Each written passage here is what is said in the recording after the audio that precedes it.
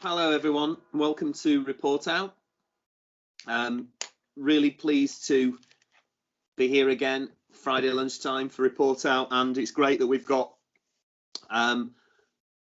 Digital Solutions and Information team and Mark Songhurst, who's going to talk to us about digital versions of People Income Production Board. So some really good digital innovations today. So let's start with the Digital Solutions and Information team, who are going to talk about the Rapid Com and POCcelerator. And I can see Guy on the screen. Hi Guy, are you kicking us off? Yes, Julian, that'd be great. Thank you. Yeah. Great, over to you. Thanks, Julian. Good afternoon, everybody. So we're pleased to be back here to talk today about Rapid Com and POCcelerator. So I'll hand over shortly to the programme team who delivered the work, but by way of introduction, this is a project to enable the results of the point of care testing analyzers to be transferred into PPM Plus via RapidCom, so blood gas tests, and POCcelerator, so flu and other point of care tests. So the idea is that we'd reduce paper notes, improve clinical services, enrich PPM. So really pleased that this project's landed, has gone live. So I'm delighted to hand over to Georgie Duncan, the Chief Clinical Information Officer, who helped lead the programme, alongside Sam Atkinson, the Project Manager. So Georgie, Sam, over to you. Thank you. Thank you, Guy. Hello, good afternoon, everybody. My name is Georgie Duncan. I'm the Deputy CCIO in DIT, and I'm also a nurse, and I had the pleasure of working alongside colleagues for this project.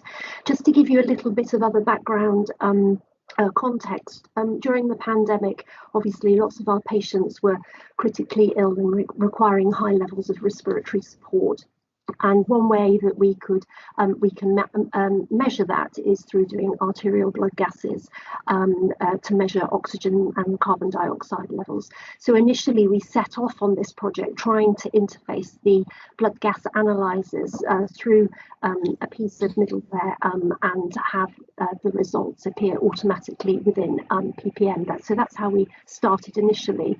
But as time progressed, we then were able to start using point of care testing for COVID and had a number of analyzers that we could use. So we changed how the initial pathway that we were working on over to the point of care results. So I'll just hand over to my colleagues who will identify some of the things we started to do. So over to you, Sam. Hi, good afternoon, everybody. Could I have the next slide, please? It's my first Chris Whitty moment, I've got to say. The slides that we're going to show will cover the project stakeholders, what the process was like pre and post POCcelerator, which is the piece of middleware that was installed to process the results from the analyzers into PPM, what the key challenges and the benefits and the feedback that we've had around that process and project. So can I have the next slide? So I'm going to concentrate a little bit on the left-hand side of this, which was my team, really, my project group, which we had Georgie steering the ship, which was an absolute pleasure and a huge support to the group, I think everybody would say. I know some of our team are on the call as well, listening in. So the left-hand side and the rogues gallery that you see there at the bottom right was our small but perfectly formed group of people.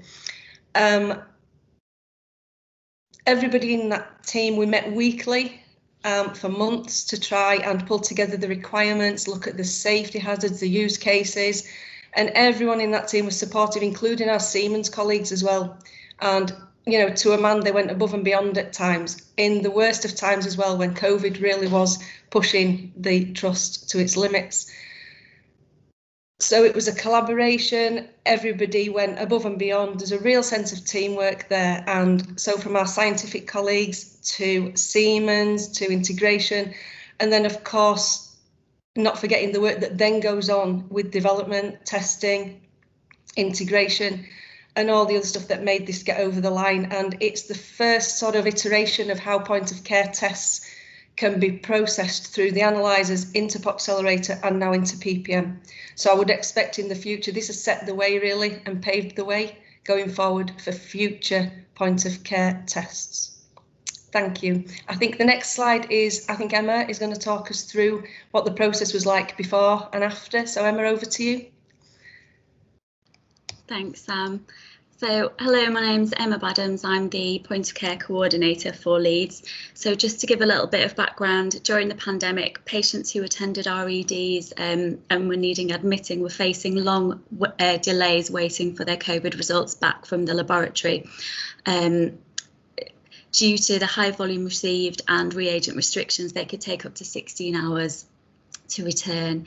In late December 2020, we were able to implement a rapid point of care testing solution in our A&E departments, which is the Roche Liat, and that generates a result within 20 minutes. And it's actually comparable to the lab, so it is a really good method.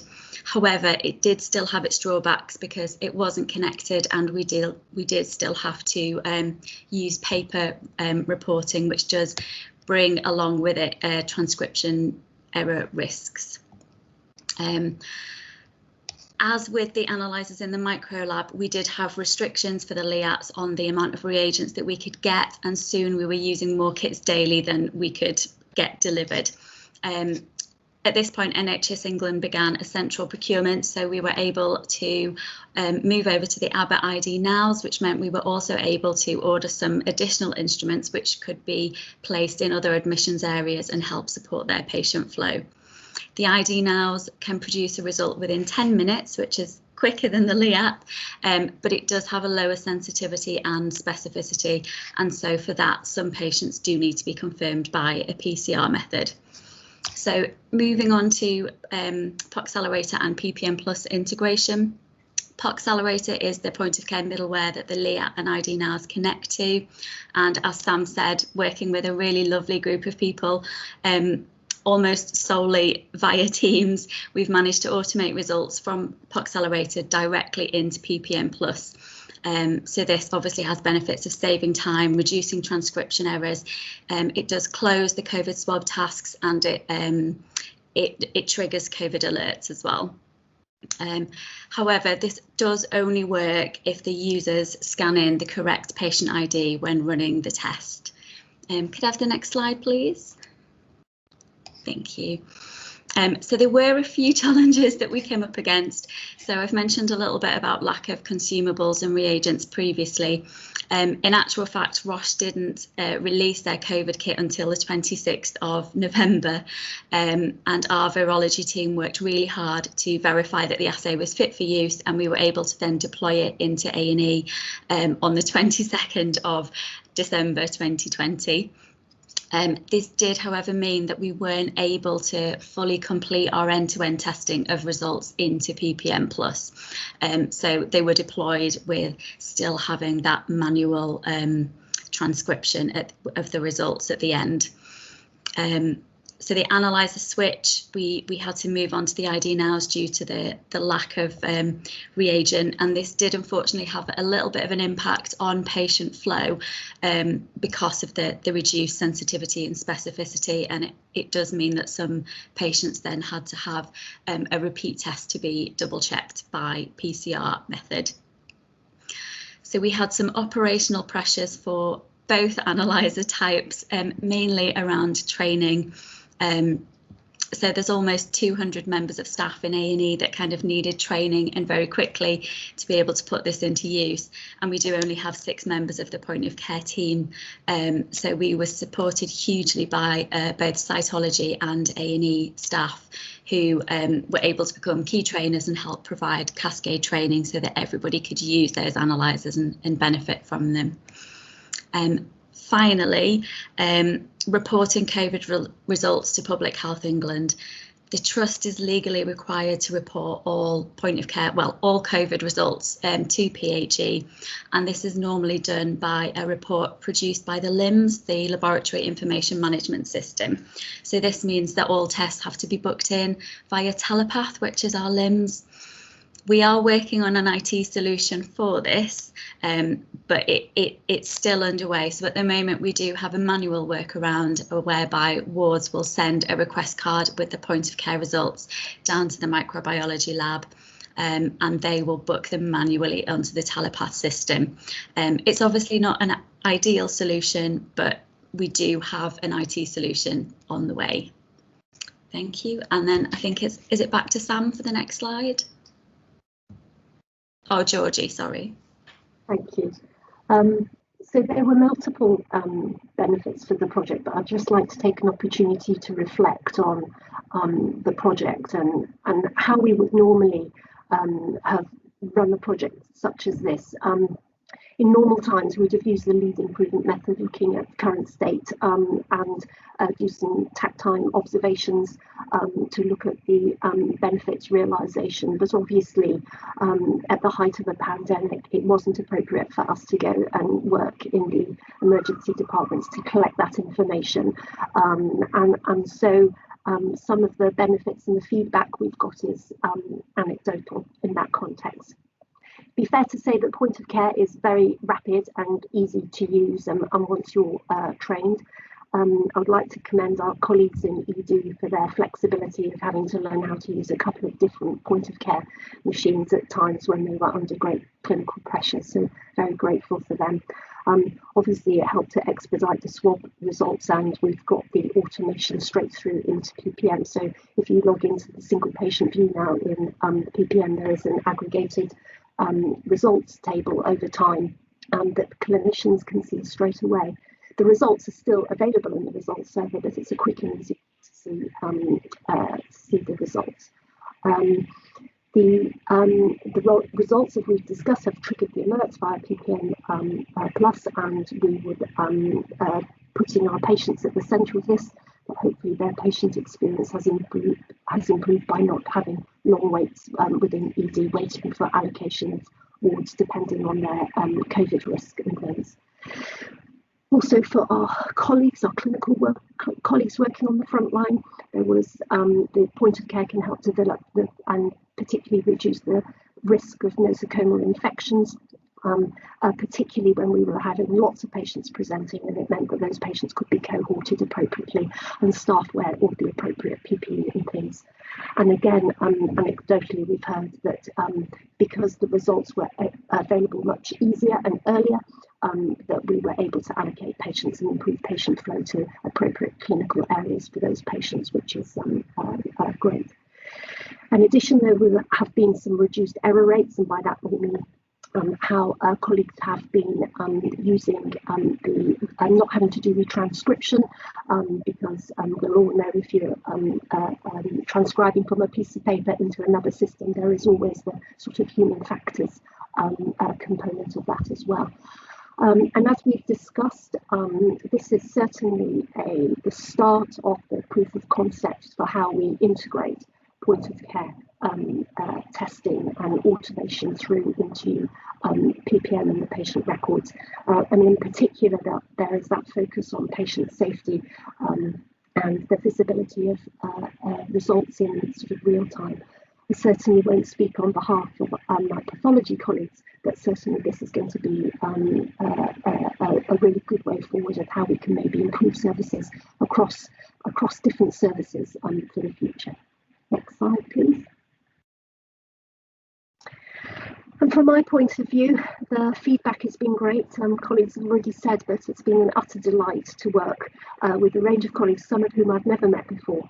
And if you ever wanted the essence of the Leeds way and collaborative working, the project group was certainly that. We've never met in person, it's always been virtually, and yet as a team we kept the patients and our clinical colleagues at the centre of our discussions every week, and what was important and how that would help us deliver. It wasn't always easy, and it would have been easy to give up, but we didn't do, and we persevered with this, and I for one am extremely proud of all the work that everybody did. I never thought I would be articulate in sensitivity and specificity of point of care results and what that means, and may have quietly cheered when I heard that we had actually managed to get some more LEAT consumables. So in terms of that, because I knew that that would improve patient experience and things. So you can see on the screen the feedback both from the project group and from colleagues about how this project has worked. And as a relatively new member in DIT, I've got lots of very positive thoughts on how the project worked, and we'll take that forward to other projects as I help support in the future. Next slide, please. And that's all for us. If there were any questions, we're happy. There's a range of colleagues on the call that can answer if there are any questions from anybody. Great, thanks very much, Georgie. That's fantastic. And thank you, Guy, Sam, Emma. Really good, really good. Georgie, we're going to hold questions as we normally do for the end of the report out, but really terrific work. Great to see the way in which you've developed this, and as you say, the spirit of collaboration in the Leeds way really comes through strongly. So really well done to everyone. That's great. And we've got, I know, a number of colleagues on the call from DIT as well, and as well as our usual attenders. So and it may be actually, Paul, you might want to say something when we get to the Q&A as well, in terms of this, in terms of connecting to our overall sort of ambition around digital. So great work, guys. We're going to move on now to Mark Songhurst, who's project manager and program lead for Scan for Safety. Mark, welcome. Good to see you, and over to you. Thank you, Julian. So I'm Mark Songhurst. I'm the program lead for Scan for Safety, and there is my colleague Daniel Cooper on the call as well. So what we're here to talk about is converting our people link board and production board to an electronic basis. I came to report out several months ago to discuss whether this could be done as whether this was done in a project setting. So if I could have the next slide, please. So the challenge that we faced was, I've got a team that can work anywhere in the organisation. We'd got a challenge from KPO. Could we take what we'd got in physical format and make it digital? We'd a need to improve the management of Scan for Safety as the team expanded. Being a one-man band, it's quite easy to do things. When there's lots of us, we needed to actually expand the way in which we communicated. And our other challenge was constantly changing access to technology. So if I can have the next slide, please. So what we've done is we've identified potential solutions. We've trialed a number of them and developed them, and then trialed new things as we've learned. We've been using Microsoft Teams to its full potential. We've accepted grateful assistance from the Information and E-commerce Manager, and also from the Scan for Safety Project Compliance Manager. They've been really helpful in getting us to where we are now. And we've also implemented Agile project management into Scan for Safety. So if I can have the next slide, please.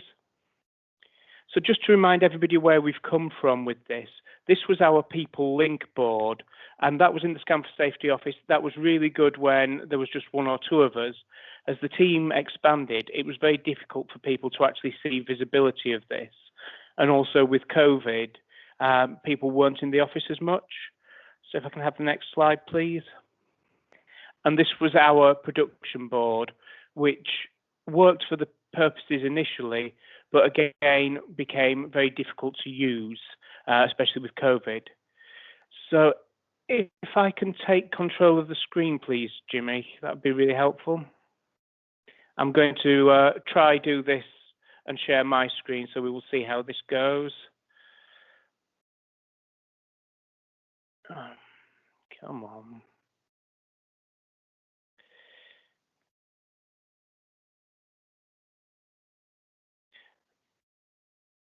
So I'm hoping that everybody is now seeing what is now our electronic people link board. So the first part of people link is why we're doing the work. And we link all the requests that we have across to the trust goals and also to the CQC requirements. Initially, we started off just putting, does it match, does it not? What we've recently started doing is putting in an explanation of why it matches. So this allows every member of our team to see this. It's on the Microsoft Teams shared area for Scan for Safety, and people can look back at any point and see why we are doing a piece of work.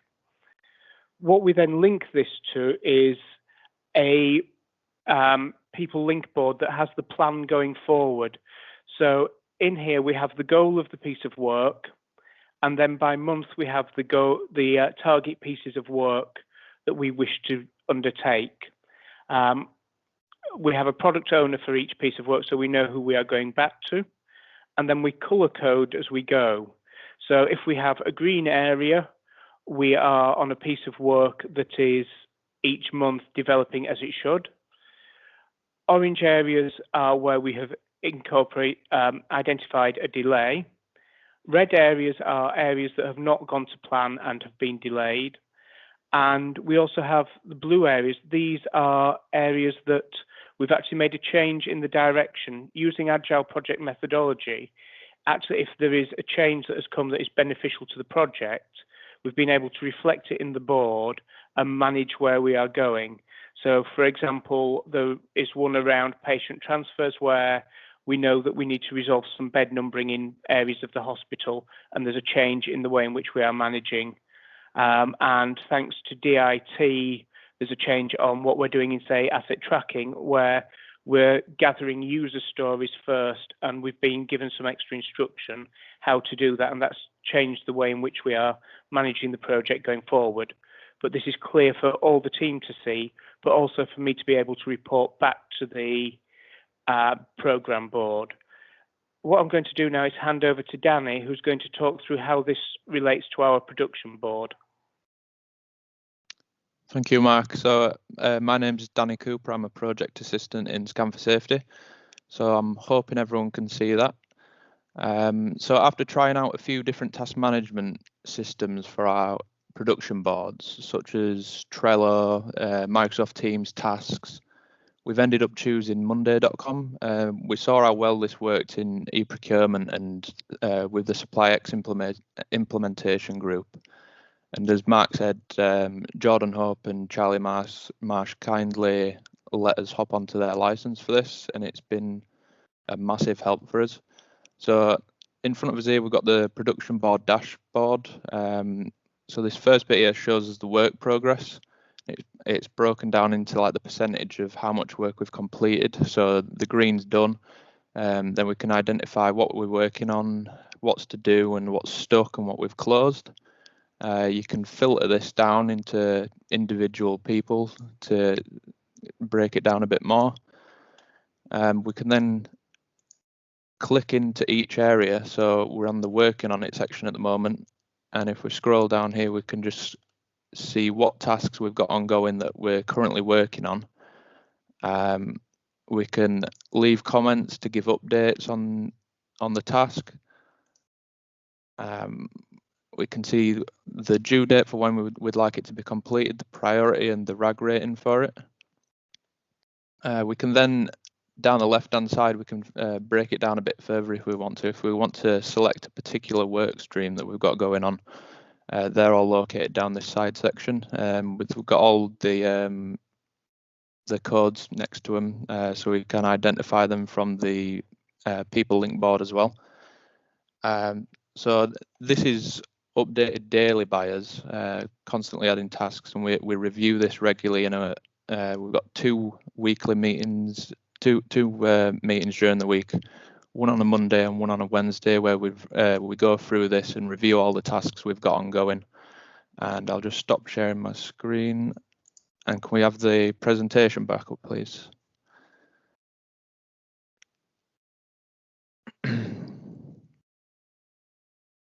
So if we can skip forward, I think it'll be about 5 or 6 slides.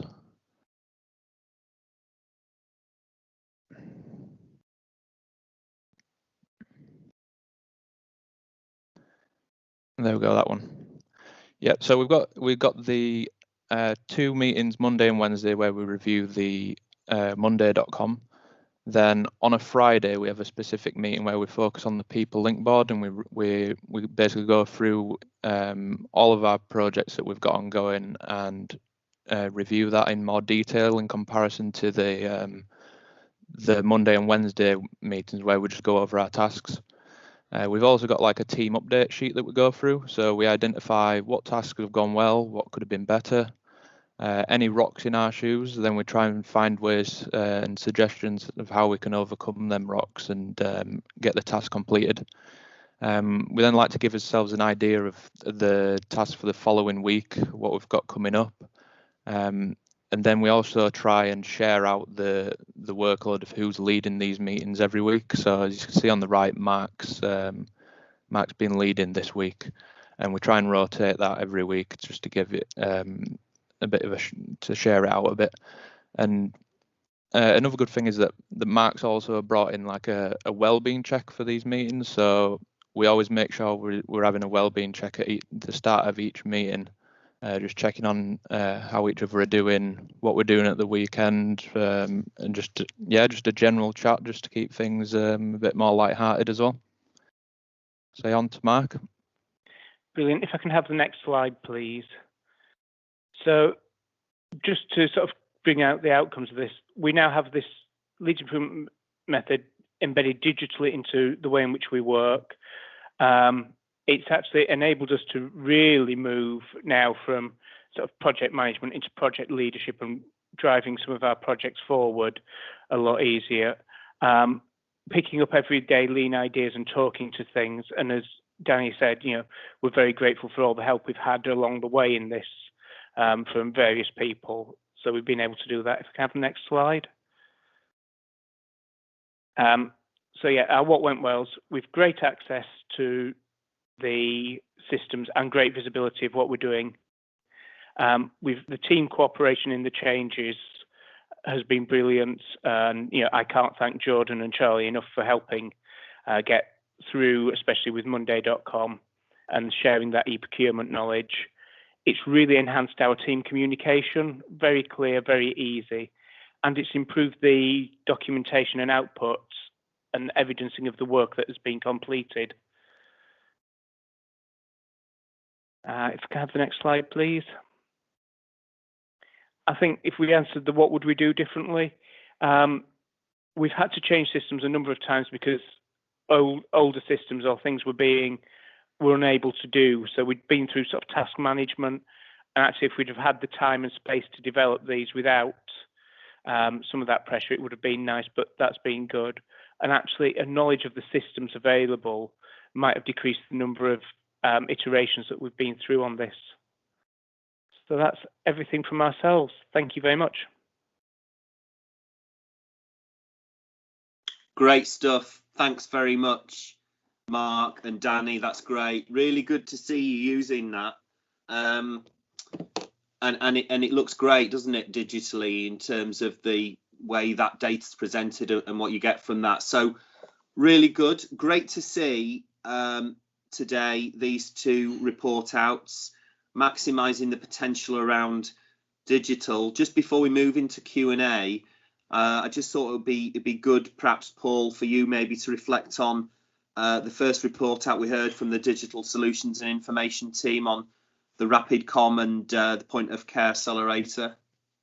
Yeah, thanks, Julian. I mean, a great project, really supporting our clinical colleagues and helping patients. I think for me, the really crucial thing there was the different people coming together from different parts of the trust and working together to come up with a solution, and being able to do that all remotely, all virtually. We always think historically we'd have all been in a room doing that, and that perhaps might have been a little bit easier. But I think just pulling out Georgie's leadership of that was it is really worth just mentioning, because I think you do need to kind of step forward into those things to try and make them work, and Georgie did that along obviously with the rest of the team. So thank you very much for that leadership, and thanks to everyone for kind of engaging across that. And as I think I've said at previous report outs, but for me this is crucial to how we do digital projects going forward. We do them engage with our clinical colleagues, engage with frontline service to support patients, and that's the way we find successful projects. Absolutely right, Paul. Absolutely right. Great. Okay, so opportunity for questions on what you've heard. So who'd like to kick off? Questions, comments, ideas, views, all welcome. Georgie. Thank you. I loved that digital, the digitalisation of all the production boards and things, because I've been racking my brains how to do it, because I want to get some of that embedded in terms of all the work streams I've got the pleasure to do. How easy was it to use, and what would your key takeaways be if you're going to start using it, particularly as a production board and things? So in terms of easy to use, it's very easy for us to use. It's very intuitive as to where things are. Yeah, we were lucky to have Jordan Hope and Charlie Marsh who guided us through that process and taught us how that could be used. They'd already been using it, so gaining their learning. But it's very easy, very quick to set up. And actually, as you expand it and you go, right, this is how I want it to look for my team, it's very easy to drop extra columns in and get that data flowing. So really, with sort of the Monday.com, it's really Jordan and Charlie, and I think Jordan's on the call. It'd be lovely to have a top tips or something that you've got, what you've learned from it. That would be, that we could maybe share. That would be wonderful. I'm certain we can make that happen. Mark, there's a few questions about the licensing for Monday.com. Hi guys, sorry about that. I lost my connection for a moment. I can see Sarah. Did you want to come in? Hi, yes, thank you. Really great presentations. It's just picking up on what Georgie was asking, really. As a CSU, we're cross-site, and when it comes to people link and production boards, I again am really keen to try something digital.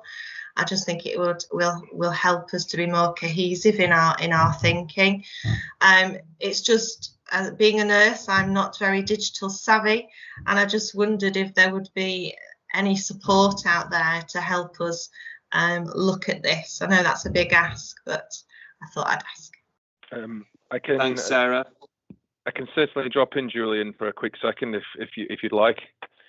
Yes, please. Thank you. So the e-procurement team would be happy to help anybody who's interested in utilising Monday.com. One of the things that I will say is that the solution is very straightforward and easy to use. So if you're comfortable with just browsing the internet, you shouldn't have much trouble with navigating your way around the platform. But as I said to Georgina, if you are interested in holding a follow-up conversation with Monday.com specifically, please get in touch with myself or go through Mark. And we'll get something set up. That's not a problem at all. We're happy to help. That's great. Excellent. Thanks very much, Jordan. Okay. Any other, just checking any other questions or comments? I can see Helen and then Paul. Thanks, Julian. Just to say thank you to the teams that have presented today. It's been really good to see digital, the improvements that have been made using digital. So that's fantastic. I think it'd be really helpful if we also have a follow-up conversation with Jordan around the digital solutions, so that we can start to signpost from the education and training that we deliver. And we are starting to put together little packages of sort of toolkits, so that that's something that we can potentially embed within the work from KPO, that we can then spread across through the organisation as well. Great. Absolutely. Getting thumbs up on that, Helen, which is good. Paul? Yeah, just to build on what Helen's saying, actually, I don't think we should jump to the assumption that people won't need some training. So I think if we could get Sarah to have a look at the tool, and if Sarah thinks something's needed, then we have KPO, we've got the digital training team who can, I'm sure, quite quickly put something together that would support people using those tools going forward. So just I think if we need a bit of extra help, then let's just put that in place. It's going to really improve uptake and allow people to take advantage of these things. Yeah, great, Paul. Thank you. Okay, any final questions or comments? I think we're just over time, but that's been terrific. Really good report out. Really encouraging to see the progress in digital. Both great examples. Really nice to have them together. So thanks very much, everyone, for coming. And please remember to join us at the next report out, which is next week, Friday, 21st of May, same time, same place. Thanks very much, everyone.